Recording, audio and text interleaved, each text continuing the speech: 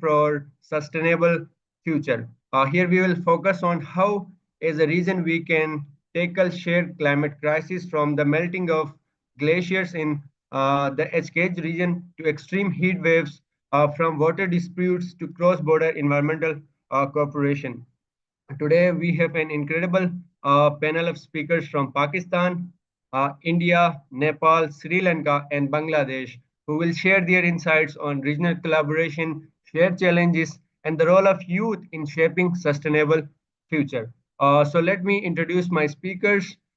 Firstly, we have Muhammad Husni from Sri Lanka. He is the Director of Program Strategy at Impact Voices. His work focuses on curating programs for young professionals in just transition and green skills while actively promoting intergenerational engagements for climate action. Welcome, Husni. Secondly, we have Ayadhi Mishra from India. She is an architect and environmentalist, currently a master's student in alternate technology for rural areas at IIT Bombay. For the work in biodiversity in the past 4 years, she served as an advisor for the UN Decade of Ecosystem Restoration and as the chair for WAT GP and the director for Intact Earth program. Welcome, Ayadhi. Uh, we have then Dikshya Subedi from Nepal. She is an environmentalist and climate justice activist advocating for the climate policies and raising awareness since 2018.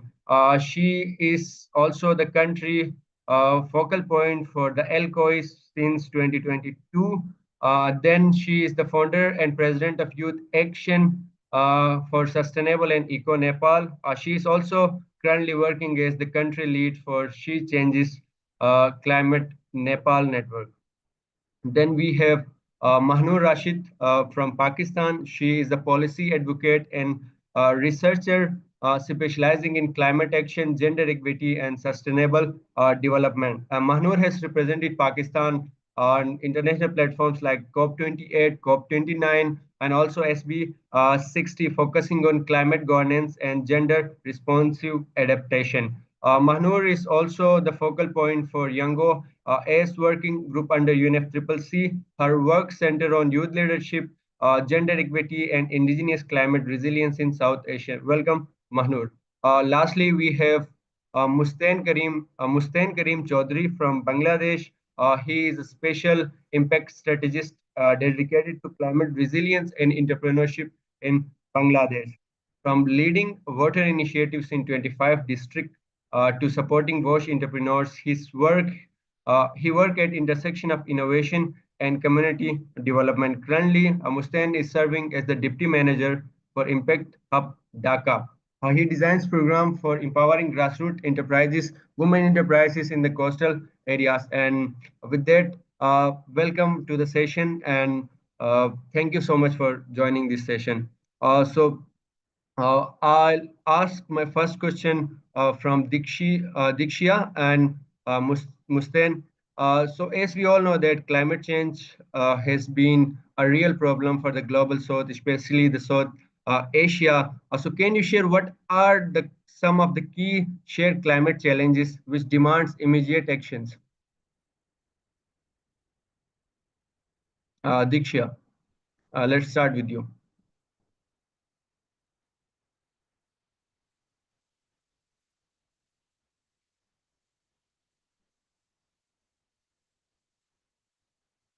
Mustain, can you, I guess? Yeah, sure. Hi everyone, I'm Sanan from Dhaka, Bangladesh.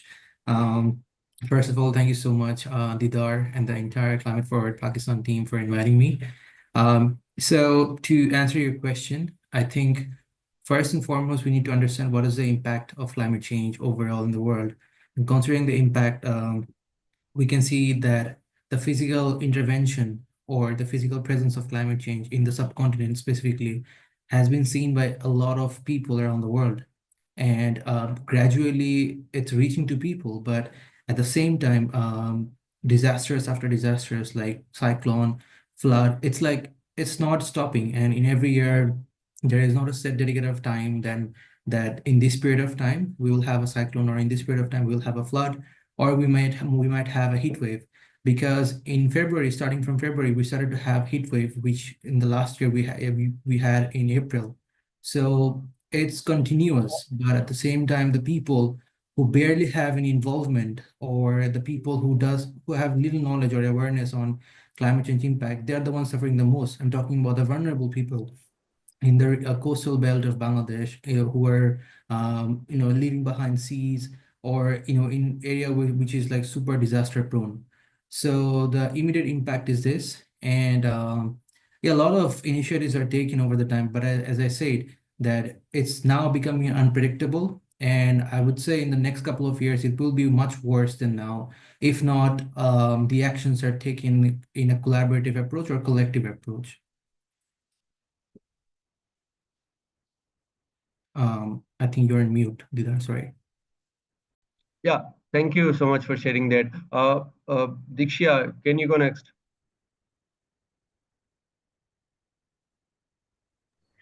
Okay, now I'm audible.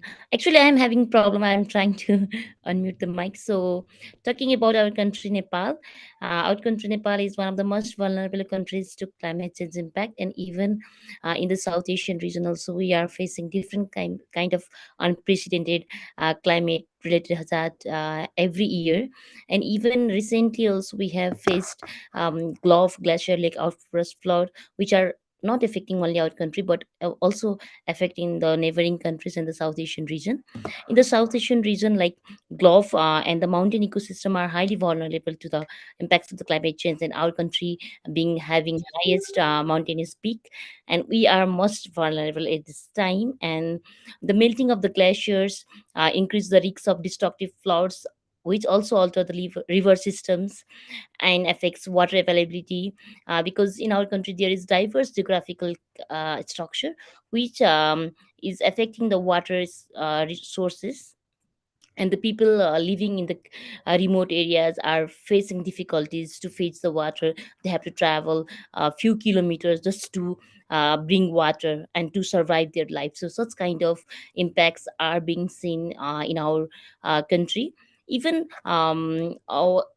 I have just researched, and then I found that a report identified that 47 potentially dangerous glacier lake in the Koshi region, Gandaki, and the Karnali River basin of Nepal, which are at the risks of Gulf. So, if this kind of 47 glacier lakes outburst, then imagine what kind of like a disaster, what kind of uh, impact can be created not only in the Nepal but the upstream downstream condition can affect our neighboring countries, South Asian region. And also the temperatures, and as Mustin has also mentioned, like the temperature change, precipitations, and coupled with extreme weather events are affecting our people, our community, and also the weather pattern, and also the Bay of Bengal uh, influence our country region also, because our country is border with the India and the China. So there are different kind of sheer climatic patterns which are affecting the South Asian region. So regional collaboration is essential to address the climatic risks, not only to cope with the climate change impacts in the Nepal but overall in the South Asian region. And thank you for providing this kind of sessions so that we can have collaborative discussion about how as a young people we can work together to cope up with the climate hazards, not only in the Nepal but also in the neighboring countries and the collectively in the South Asian region. So I hope I can answer your question. So thank Yeah, you. yeah, you perfectly answered the question. So, yeah, it's not just the Nepal facing the issue of melting glaciers or the heat wave, but it's all the South Asian countries. Can Husni, you go next and tell us about the impacts of climate change in the your country and also for the region. Uh, Thank you very much, Sridhar. I think, first of all, thank you very much once again for creating this platform. It's much needed conversation because we always work in silos. It's also one of the things I was just thinking. As countries, we are so close to each other. At the same time, when it comes to certain action, we are not so close, or we are not so systematic in terms of working together. So what you all are doing through creating this conversation is a great step for us to start thinking about our collaborations as well. Um, as the previous speakers said, I think in generally Sri Lanka has gone through a number of challenges due to climate change. And especially with in terms of disasters as well as number of other challenges due to the geopolitical sort of state as well.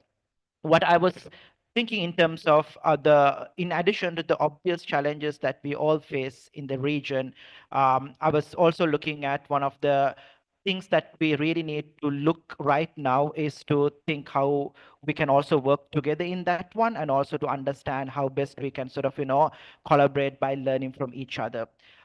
So in terms of the challenges, I would say, like, just like as other South Asian countries, we also go through similar challenges due to climate crisis. But I think what is the most interesting part about this conversation for me is to look what can be done, not in general way, but also get into specific areas in terms of the policy elements, in terms of the youth engagement, in terms of the civil society participation, what can be done as collectively, and also how we can move forward with our collective action. Yeah, thank you for sharing those. Now coming to Ayaddi, so can you share your insights on the shared regional challenges faced by the South Asian countries and that demands immediate actions like? Thank you, Siddharth. And I agree to what everybody said. I'm really grateful for CFP for making this space again for us to talk about this, because I think the premise is clear in itself that we all, because we come from South Asia in general, we all see that neighboring states as well as regions and countries, all of us share not just rivers or landforms and features, we also share people, we also share a lot of different cultures.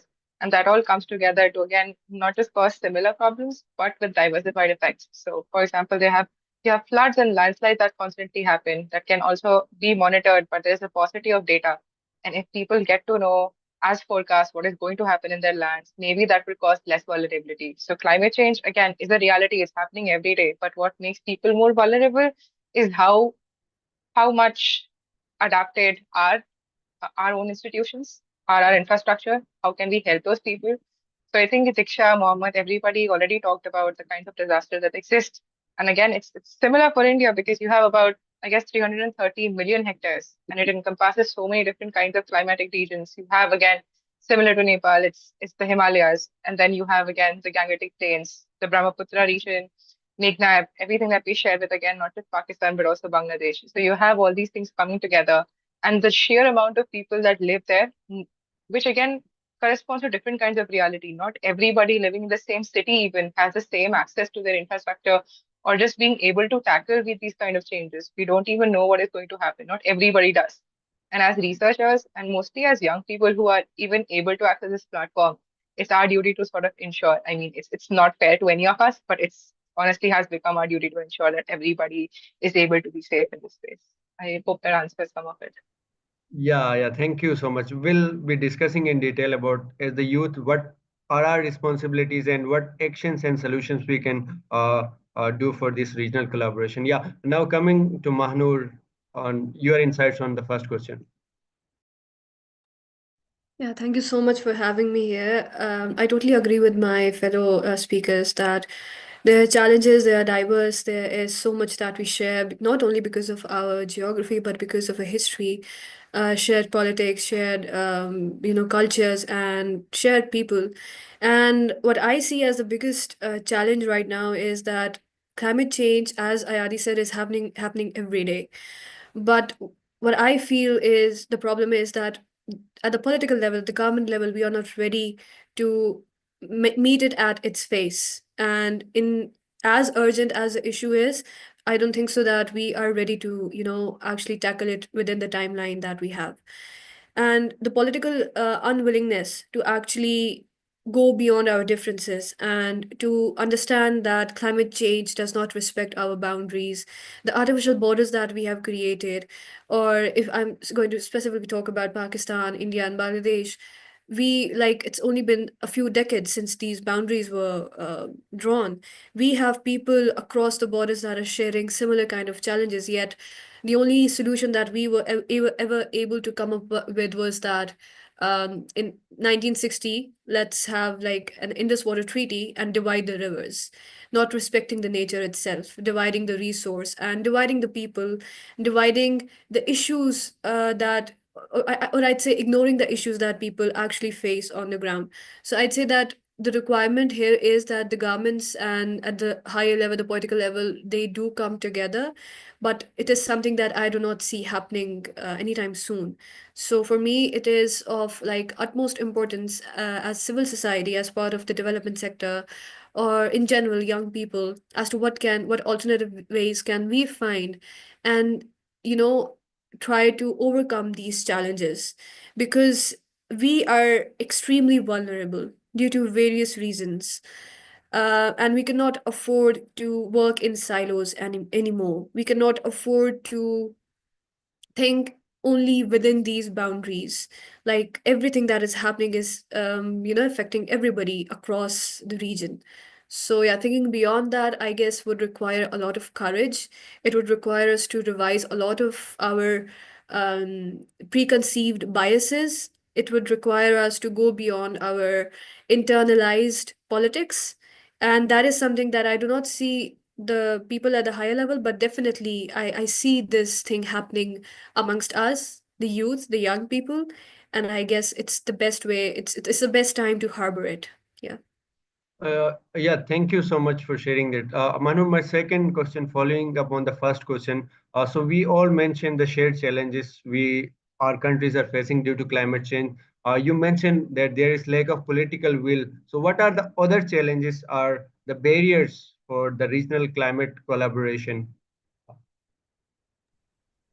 Well, I'd say that for me, it is the political scenario, because at COPs, at these global spaces, whenever I've been there, I have always been able to connect with my fellow South Asians more than anybody else coming from any other part of the world. We are able to connect, we are able to understand each other. We don't only share cultures, but we share this sense of identity as well. We have like centuries old history. We are the people of this land. Our civilization is older than the age of our states, and yet it's so weird that we are not able to yield the power that comes from belonging to this region. And the only issue I see over here is politics. And then, because there have been so many decades due to which our people have been, um, only known a way of living in opposition to our neighbors and in silos. What I believe this has translated lately into is also a kind of a behavioral response as well. Probably there is a cultural resistance that has been adopted as well. But yeah, the political unwillingness is the biggest issue right now in the regional collaboration that is happening. But another thing that I also, if I talk about the young people, um, we are not able to, actually go beyond what we know of climate change, like go beyond the our understanding, and we only think about it in terms of our own region. So actually, trying to understand how is it more of a transnational issue is itself a challenge, and then opening up dialogues and then talking to each other, opening up these spaces of conversations, making ourselves visible, marketing this idea that yes, there is a requirement of a South Asian collaboration is really important. And for that, I think there is need to be more consciousness for that, more realization that it is required. And probably when the realization is there, like for example, what you guys are doing right now at Climate for Pakistan through this event, is itself like a remarkable thing. And I guess if other organizations and young people follow pursuit and start having these kinds of conversations, probably they at a higher level there will be this message sent that might trigger some kind of change, hopefully. But yeah. Yeah, I totally agree with your point. Like, there is a need for starting conversations. We, the young people, is on international platforms. Whenever we talk to each other, we see that we have the same passion. We have the innovative ideas for this shared challenges. But however, we lack the spaces where we can come together and discuss such issues. So now coming to Addi, your insights on the same question.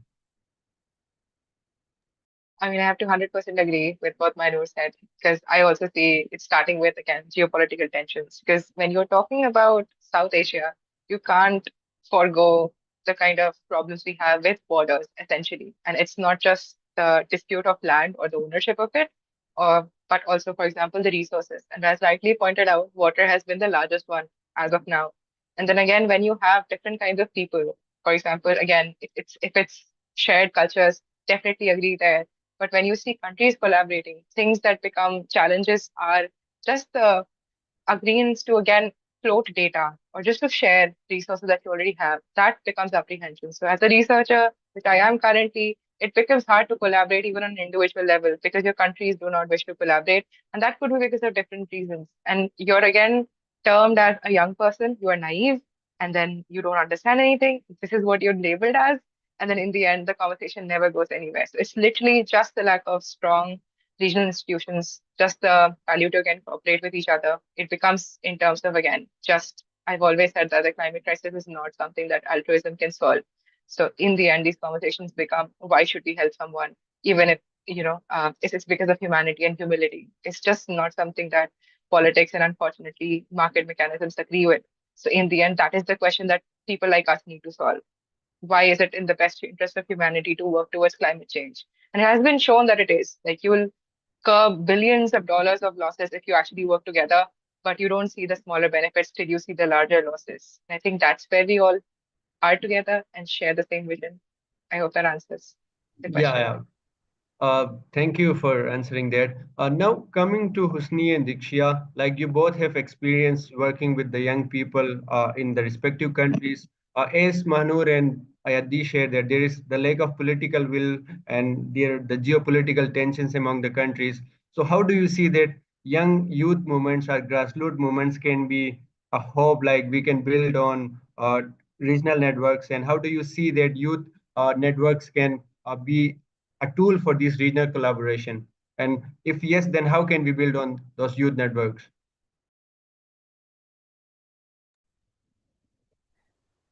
Okay. So, yeah, actually, looking in this today's in this 21st century, we can see youth have the vital power to break such kind of boundaries. And even I agree with the Ayadi and then Mahanur say geopolitical situation, different diverse cultures, and then political um, barriers are one of the major challenges that the countries are facing, so that the regional cooperation is not being in a good manner. And I definitely agree with that young people have the power and the energy to break such kind of boundaries and create or extend their hands for the regional cooperation. So even I can see in these days, like after COVID, mostly after the COVID, in the context of Nepal, we really don't have very good internet access, and also not like technological access before COVID. So after COVID, we can see like different young groups are coming together to organize different kind of conference seminar, where young people are invited, like-minded people are invited to have discussion how Asia, like young individual from the country, they can extend or they can convince their political persons who have the power. Although young people don't have the power to change the whole systems, but at least they, a group of people, can push the political persons or can influence, like this is going wrong or this is not in good track. So at least just because in our country, like politicians are also not that much well educated. Mostly people don't have the idea of like what's going wrong going in a track. So young people, group of people might or can influence the people, politicians, mindset, so that it can also act as a breeze between regional cooperation. And in our country, looking like, because our country Nepal is a kind of neutral country, so we don't have that much internal conflict with our neighboring countries. We have good kind of relationship. Still, we can see like there is a different kind of geopolitical situation happening in the South Asia, and the impacts of like India, Pakistan, Bangladesh are impacting our country scenario also. But I can see young people, movement of young people is creating a good steps to influence the politics. And even in the regional level also, we can see people are organizing arcway, regional conference of youth, local conference of youth. So such kind of when we organize such kind of conference, that we well, we prepares some kind of collective regional statement which is submitted to the respective stakeholders, government people. So such kind of, after reading such kind of joint collective statement also can be powerful tool where the politician or the different concerned stakeholders can acknowledge young people demands, and can also have a look on that kind of thought. So in my point of view, I'm not having that much like geopolitical um, scenario. I'm not much aware about the geopolitical scenario, but in our country, talking about our country, young people are doing some kind of like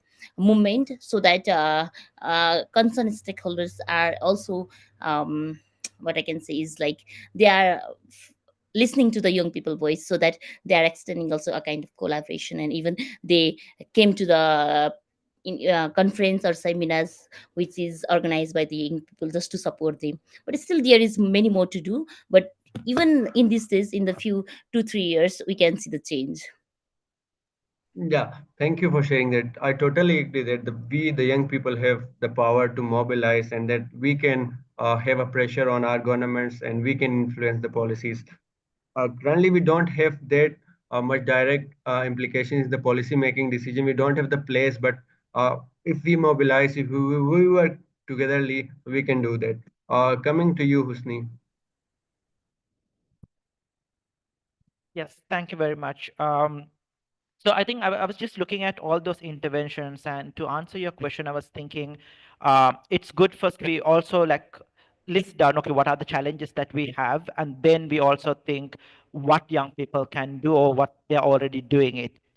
Some of the highlights from the previous speaker interventions is that, for me, what really stood up is that we have a sovereignty problem. The government see regional cooperation as a loss of control rather than a shared lifeline.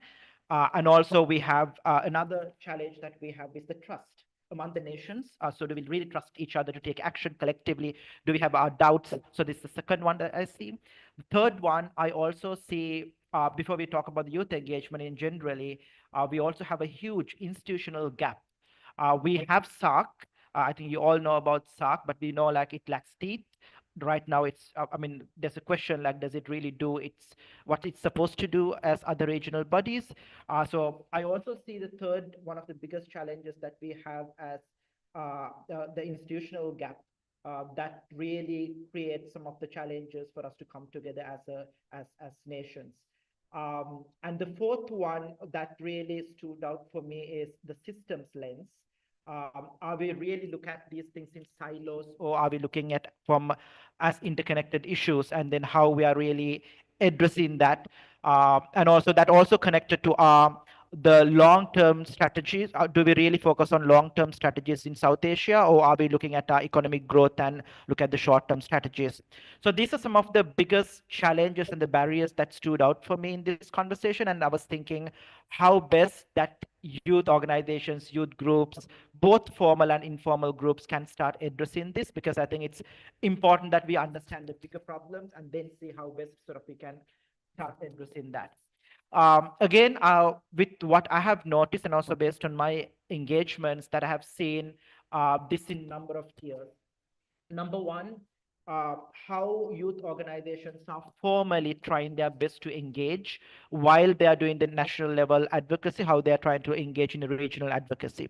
Now, when it comes to climate action, again, another point that if you look at the challenges that we spoke earlier, that is not just unique for climate, it is so all other regional corporations. So number one, I think I would also like to bring this point when it comes to youth engagement. It doesn't have to be explicitly, okay, we are going to work on the climate as youth and this is what our engagement intervention. Sometimes what really helps us also is that to different other parts. Let's say we might talk about the peace, we might talk about some economic growth, we might talk about entrepreneurship, and through that, how do we really start engaging young people as well as start addressing the issues? So one thing that I have noticed through the formal engagements, it could be the official youth delegates programs, it could be through the Commonwealth regional platforms programs, and also so all of those platforms are there still that young people can really make use of it. But there's another question. As much as we, until we get the space, we always talk about the space for young people. But once we get that space and the leadership, do we really do the justice as youth? Creating that space for everyone, which is a different conversation. But I personally think number one is looking at like what are the existing formal engagement mechanisms that we really sit with the negotiators, that we really can sit with the decision makers and start having that conversation. And there are a number of engagements, and also thanks to Youngos, number of programs that we have been engaged, and also there's a number of programs have been created. But also I would like to recognize and acknowledge some of the programs done through the Commonwealth Secretariat in the region, also to bring some of the young people through the formal channels. The second one that I see interesting is that the youth-led and youth-focused organizations, not only through the formal ways, but also through the informal engagement, how young people are engaged in the regional context. Sometimes we don't really value these things, but I feel like these are the best things that really bring that grassroots engagement to the top level engagement. So I believe that informal engagement and understanding, mapping them, and also understand the ecosystem in the region in terms of our informal youth engagement is also very crucial when it comes to that. I'm not sure how many of have seen such mapping in the region. Maybe that is also one thing that we can look at as South Asia. Do we have a like informal youth engagement in the climate action mapping, and how we can really start looking at those engagements as well. And the third one that I personally have been working closely and curating programs for the last 5 years is on engaging young professionals. So this is also my approach and my way of addressing the earlier problem that I stated on the systems issues, and also cross-sectoral issues are there in the region, but we try to address on the silos. I mean, we go to environment conference, start talking about only about that topic, but do we really take that time to look at through the systems lens? So one of the interesting areas that we really need to focus is also engaging young professionals and creating more platforms and the opportunities for young professionals from different backgrounds, because climate crisis is so complex, right? So it's not only activists can solve it. So we need young economists coming into the play. We need young farmers coming to this play. So I think like in that context, my third approach and the suggestion would be how we can really strengthen young professionals engagement. Through that, we'll be able to address some of the sectorial challenges in the region as well. Thank you for very briefly answering that question. Now I'll come to Mustan. Like in the countries in South Asia have developed very innovative strategies for climate action. Let's take an example of Bangladesh floating farms. And in India, we see the solar system expansion for the electricity. And in Pakistan, we have the billion tree tsunami. So we have a kind of innovative solutions for this climate adaptation. So how can these solutions or the techniques can be shared regionally? First of all, I'd like to thank everyone for providing such good insights. I've taken almost a two-pager note here, and I was thinking that how I can be more precise and give you all an idea of the situation. So first of all, if I have to answer Didar's question first, so innovation in Bangladesh have structured almost the last 25 years. We have invited a lot of foreign funds, and not just foreign funds, but it's also about giving them platform to come and intervene in Bangladesh. So we, as you were mentioning about solar panels, we have one of the largest solar panel company, distribution company around the world, who is intervening in Bangladesh in collaboration with Bill and Melinda Gates Foundation. So these are like minor things that they have started their operations with, but later on they realized that the crisis is even bigger, because we then figured out that in Bangladesh, specifically in the rural marginalized areas, there's a huge amount of vaccine shortages. So like basic vaccines which could save a kid's life, which is pretty much available in every places around the world, it's not available in a rural pharmacy. So they then figured out that, hey, we just don't want to set up a solar panel or a cell tower. Rather, we would also intervene into pharmacies where our solar energy is, diluted energy, electric energy could be provided into a local pharmacy's fridge, which can then contain different set of vaccines. So then they started a program into that region. So the expansion of innovation started when the horizon of problems were introduced in the market. And later on, I worked in that project in 2020, and at that time we had 24 pharmacies across Bangladesh who had limited storage capacity of vaccines.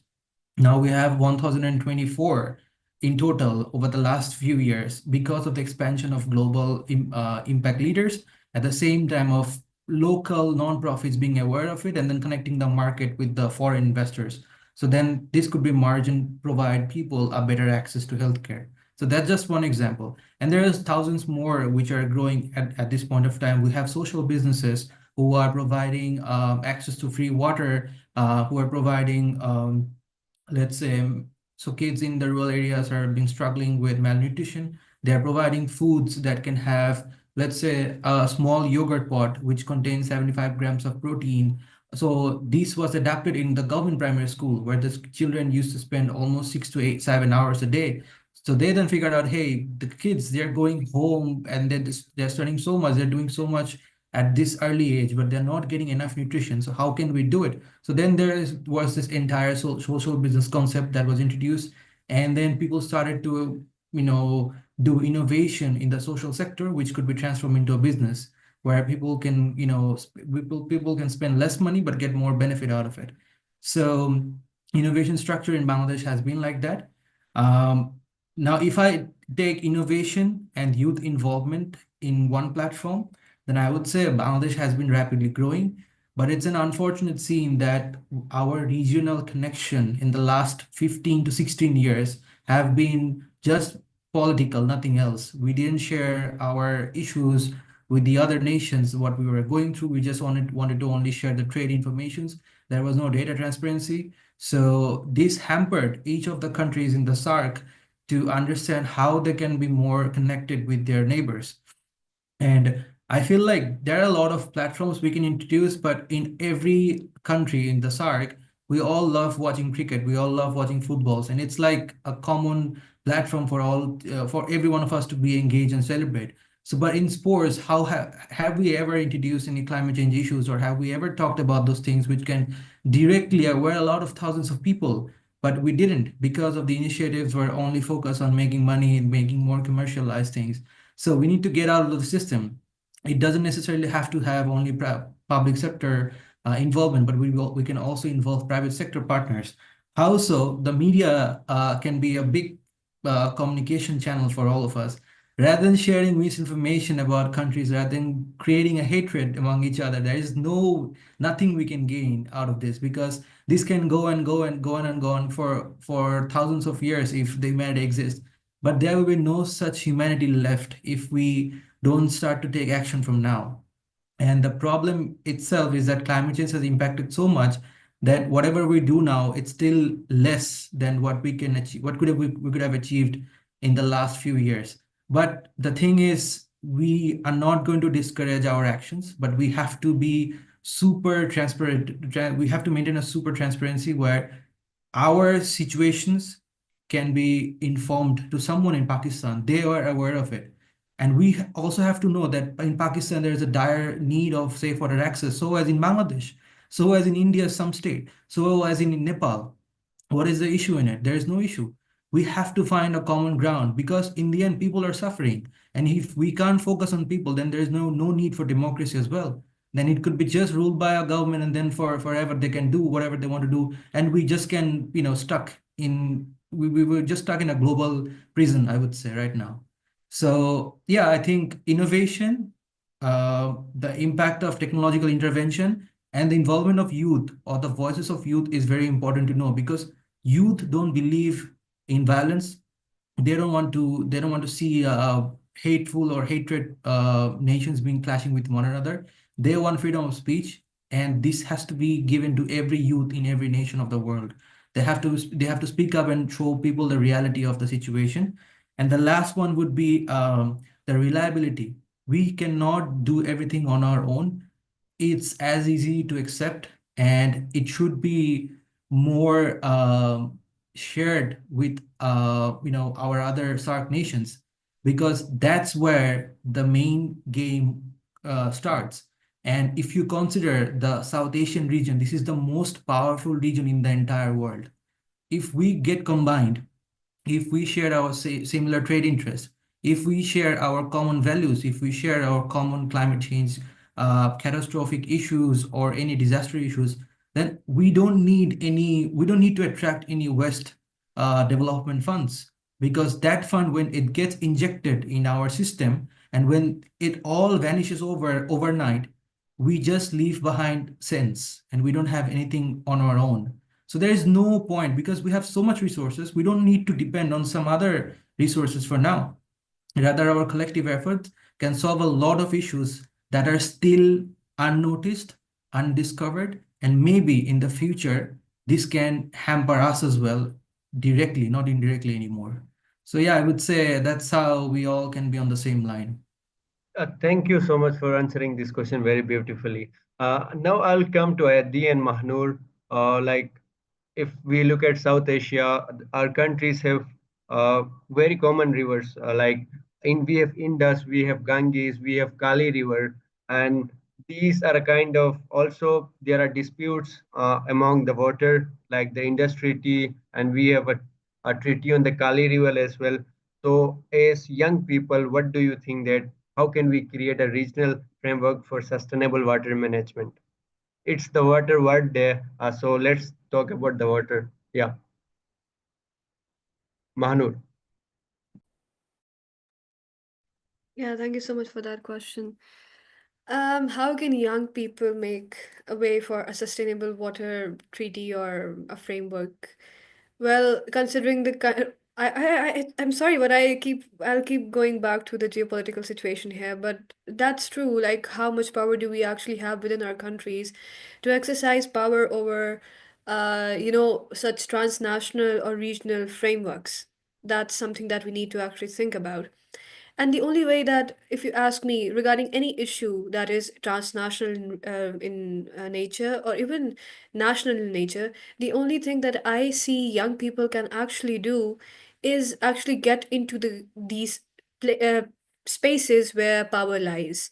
And when I say that, I actually mean that get into the governments, get into politics, participate in politics, if even if that means creating youth political parties, because at the end of the day, if you're not going to sit in those leadership spaces, you cannot expect the ones that do not understand your issues to be representing you. So, like, just a concrete example of it, this would be my suggestion. And also, whenever we talk about young people, one thing that we mostly focus upon is our energy and how enthusiastic or and full of energy we are. But I also think that this narrative is not really helping us. It is something that is putting a lot of responsibility upon our shoulders for the issues that we did not create in first place. It's like almost gaslighting us into providing solutions for the stuff that we do not have the power to do, and it's somehow also shifting responsibility. So, what happens at the end of the day is that you will only see young people like us, like you, like me, ending up in advocacy spaces, at COPs, or even in our own countries, in places where they do not even let us protest with our voices. They will tell us that, yes, a delegation is passing by, so you got to keep quiet. You cannot make noise. That is all that our energy, so-called energy that we are good for, is translating into. So I believe that if we truly want a solution to these transnational issues such as water and all other issues, we gotta get into the governments. We gotta participate in politics. This is one thing, and the second thing that I believe we can do is finance, because currently resource is not enough. Even though, yes, collectively we might have enough resources, but unfortunately it is not translating into what it should be. So I believe that creating at a civil society level, creating these transnational frameworks where we can share best practices and share knowledge as to how to bring finance into our countries for our projects that are local, that are actually serving our community, probably that could be a way out. Otherwise, yeah, I don't think so that just advocacy and ending up in these spaces is going to help us enough, especially at the pace at which we are being affected. Yeah. Thank you for answering that. Yeah, Mahmood. Thank you. Ayati. I again would definitely have to agree because I was gonna go on the similar lines saying that we have laws to be part of MLAs. Again, be MLAs and MPs. So basically part of legislative assembly or part of the parliament as young as you're 25. And we have a lot of young advocates who are already part of governments, but we also have to see what kind of politics are they playing. So in the end, again, everything is politics, everything is about the market. And it's again, if you're not part of the game, you're not part of the solution.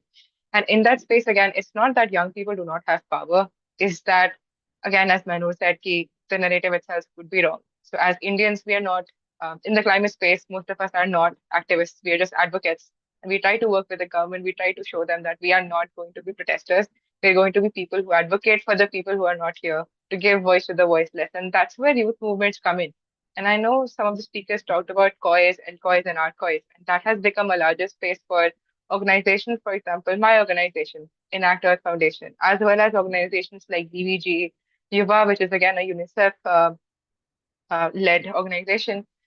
They have worked together to again ensure that we and our national statements reach not just the ministers, but also the decision making table, that you have at least some way of reaching the people who decide our futures and our current situations. So if that is not possible, I don't see us even working together because, as you said, that water is not just a transnational issue, at least for India, it happens between states as well.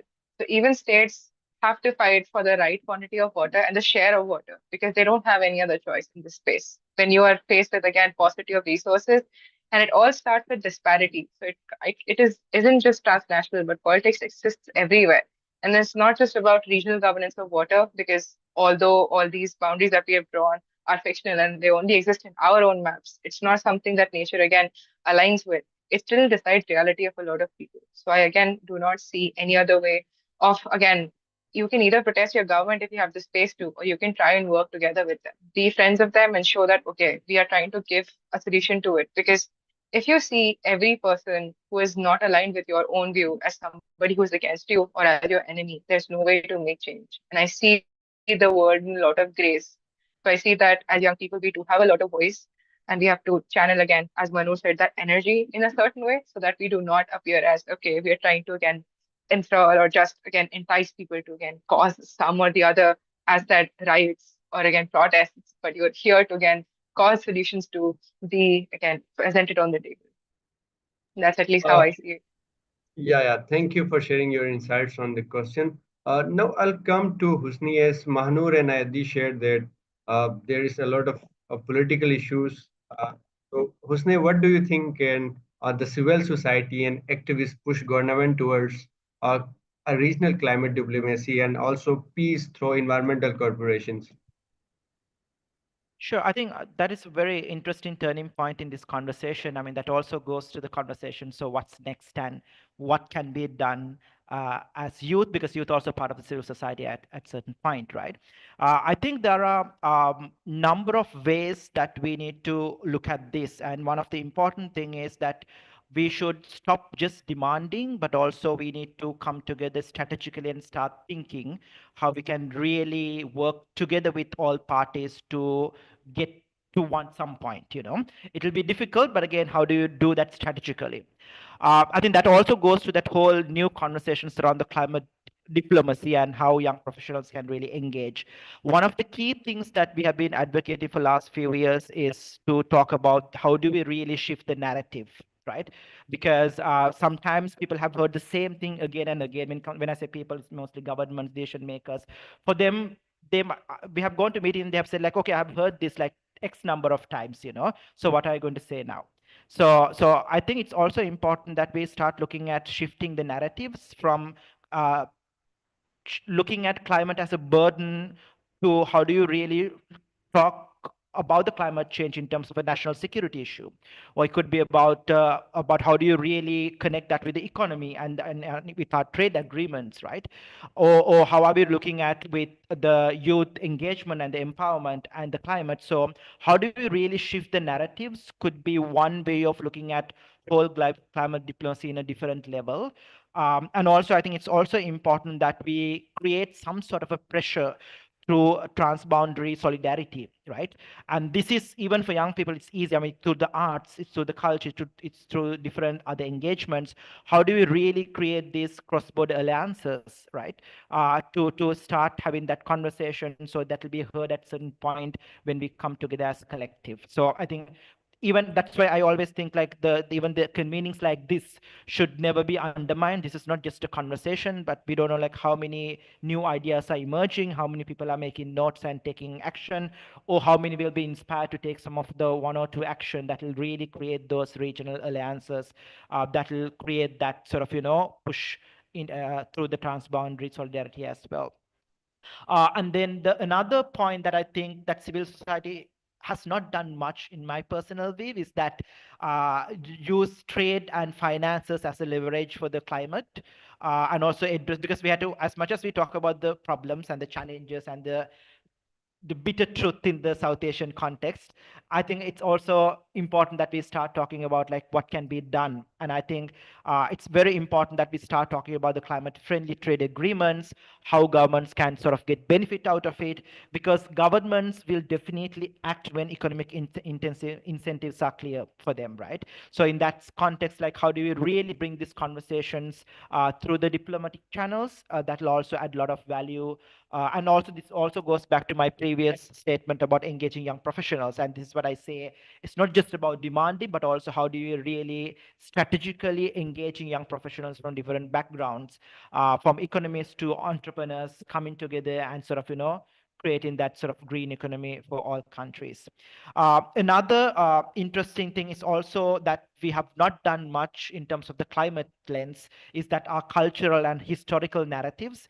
We have done and we have seen some of these interesting programs and the work in the peace conversations, but again I think it's also very interesting for us to explore in terms of peace, climate and security perspective. How do we really look at our cultural and historical narratives, and also what can be shared, what can be celebrated, because these are another interesting and creative ways that even we can invite those decision makers and communicate things in a different way than sort of demanding at once. So and my last point is, I think that is my favorite again, is that when it comes to diplomacy, I see the the the future of diplomacy is changing, and also how it's been done is changed. And also for that, the role of young professionals are important. Something that we have not invested or we have not spoken much about is that about also the professional negotiators, the professionals in the foreign services in our countries. How do we really start engaging with them, or maybe get our friends, like apply for them, get into the system, get into the administrative service, get into the foreign service, so that in 10-15 years time, the new youth will not have to like complain the same, and because we will have an ecosystem that's been built, and also prepared to sort of take the leadership in our countries through those official channels as well. So there are multi ways to sort of look at it, but I thought like I just shared some of the ways that each one of us can really look through. Thank you. Yeah, thank you for sharing your insights on the question. Now I'll come to Dikshya. Like we discussed a lot of things, and one of the thing was cross-border water disputes. So, what are your thoughts? Like, how are these disputes affecting the regional climate resilience in South Asia? Okay, so thank you for the question. Is we are also having different kind of this transboundary disputes, political disputes is really affecting the water resources. Is we our country Nepal is also rich in the water sources, and we have like a Mahakali treaty, and even our country have like both of the border is surrounded by the India, where Mahakali and the Mechi river which are the biggest sources of water in our country. So such kind of political disruption is really affecting the climate resilience factor. Also, we can see like deforestation and habitat loss is one of the major impacts we can see, where cross-border conflicts and the militarization often leads to destruction of natural habitat, in particularly in the border area. Because if there are some national parks or any kind of wildlife habitat, then internal country conflict really affecting someone's life, wildlife, even the wildlife need to be dislocated from that region, which is really affecting the biodiversity. And also we can see like which is really affecting the climate resilience, because in such kind of scenario the country can't act, even the small country like our country, which really can't act as a like we really don't have the idea to solve such kind of problem when there is political geopolitical situation, and even the country have to survive with their own resources. And we can see like our country have immense potential water resources, and even we are providing sources to neighboring countries. But still having such kind of good relationships sometimes create like other geopolitical situation is having different kind of uh, conflict on the water resources availability also. So we can see like when the as you might be familiar with the Mahakali Treaty between Nepal and India, which regulates the use of water from the Mahakali rivers, is similarly vulnerable to the tension, especially changing the water flow patterns. Because when this time we can see the climatic change, weather patterns is really affecting the water flow patterns also. The amount of water that we used to have in the past years is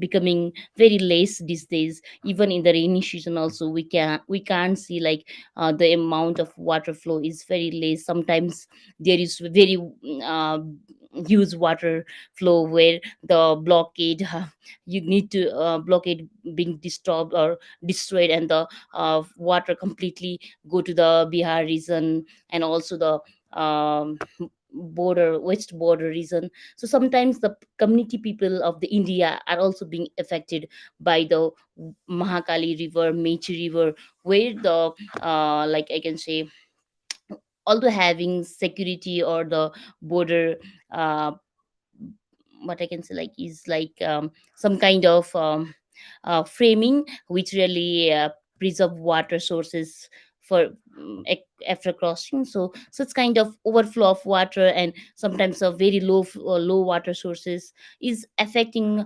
the water level scarcity, and also affecting agriculture. Because if their water sources are not in good amount, then it directly impact agriculture. And I'm also the agriculture graduate student. I can see this kind of water resources scarcity or untimely waterfall are impacting agriculture and ultimately the crop productions, and which directly feed our human life.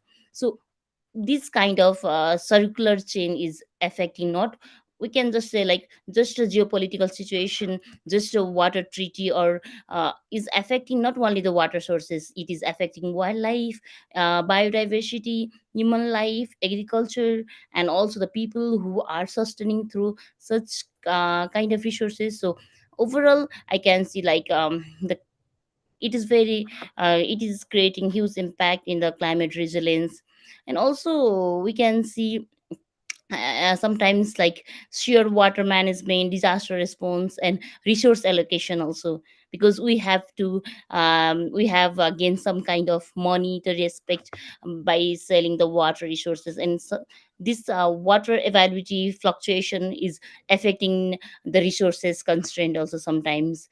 And overall we can say like this cross-border collaboration is really important for the climate change adaptation, mitigation, and disaster risk reduction, so that the vulnerability of the people living in the border areas can be minimized, and we can have like better resources, optimization of resource limited resources, and also sometimes better use of resources in case of lump sum amount. So impact is also serious impact on the water resources, but at least we can say like this need to be fostered for the better collaboration.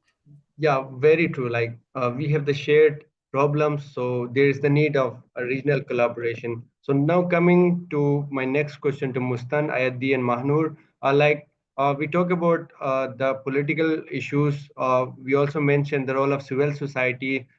So as young students, young graduates, their in academic institution of a country also play a very important role. So how do you see that? How can academic institutions and research centers promote joint studies on climate resilience? As Ayadi at the start of the session mentioned that there is the lack of data. So how these institutions way forward a path to regional collaboration? How do you see the role of academic institution and research centers?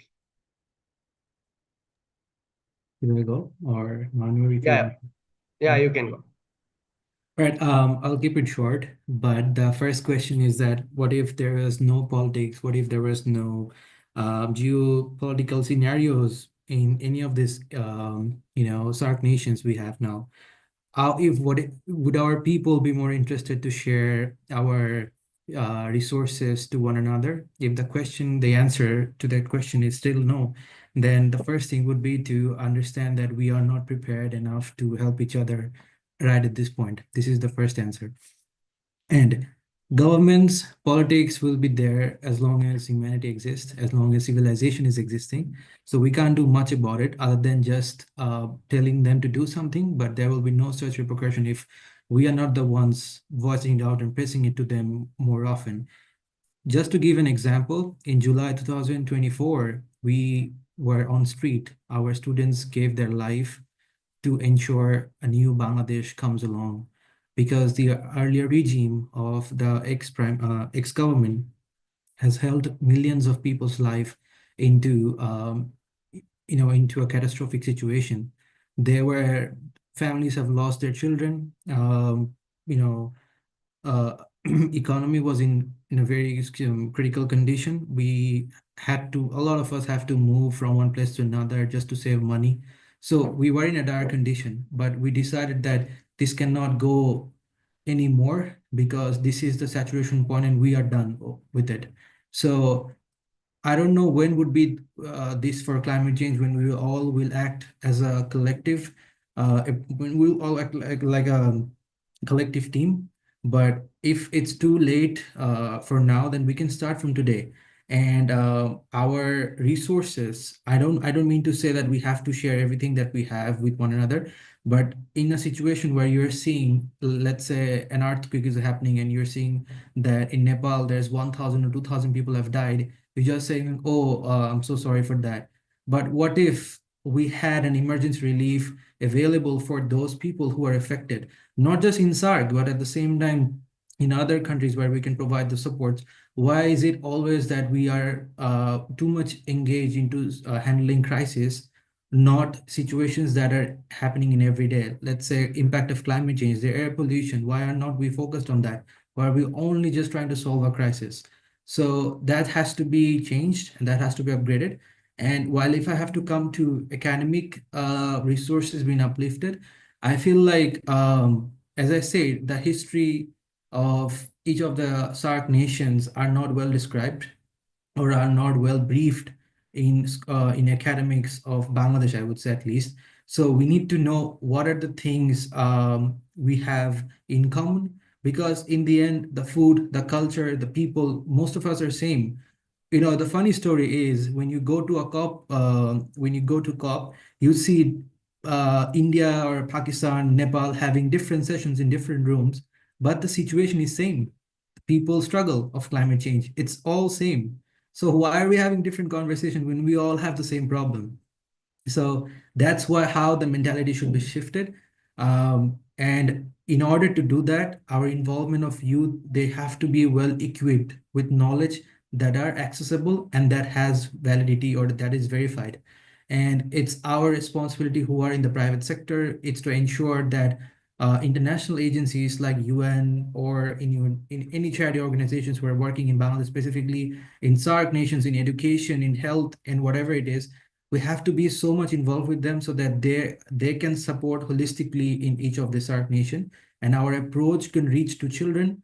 Um, our approach could change the curriculums, the academics, where students' research will be more invested rather than just putting out information or things which are not 100% verified.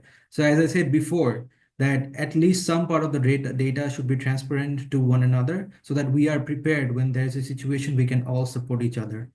And it just goes to show that the kids or the students who are actually still haven't graduated from the school or college or universities, they are the ones actually more interested to know what's going on, because the lack of history, the lack of knowledge, um, coming from the overseas country, these are not 100% pure, and the social media or the influence of media, it's not going to them in appropriate way. So the collective effort should be also developing those channels so that the education is not just fixed towards textbooks, but rather the media can also be um, trusted to some extent.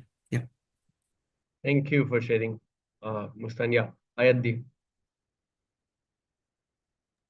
Yeah, again, thank you for the question. And I agree with what Mustan is also saying. I said, again, because I'm part of an educational institute, it is held as one of the highest, at one of the highest regarded for India.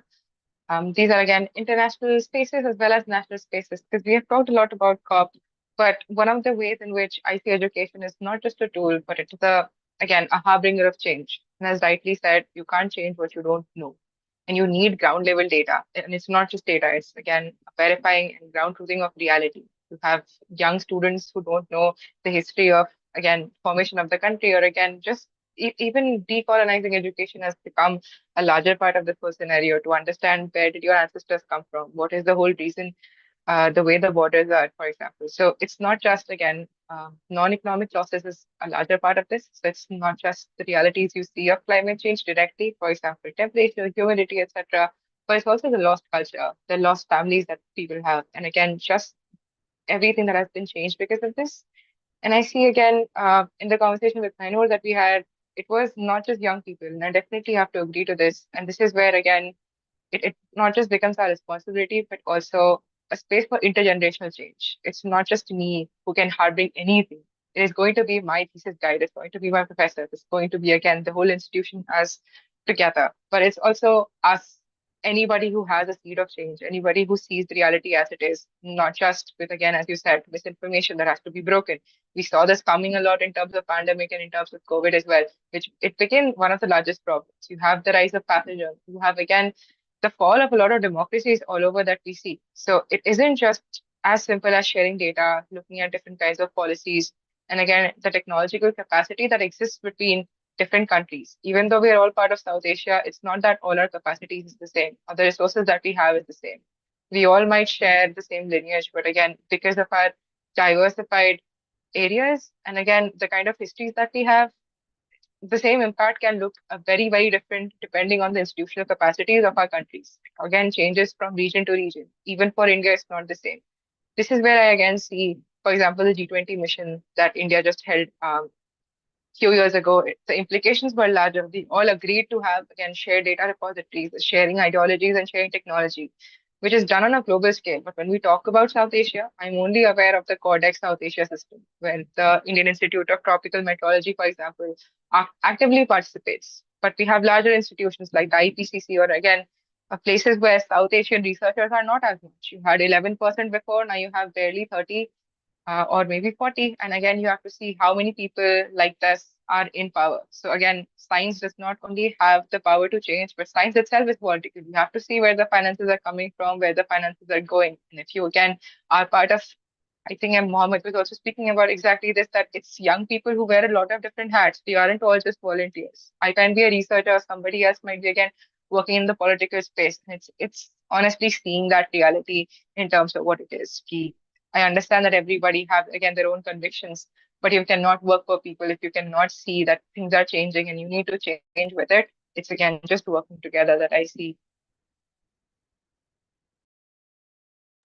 Thank you for sharing. Uh, Now coming to Mahnur, and yeah.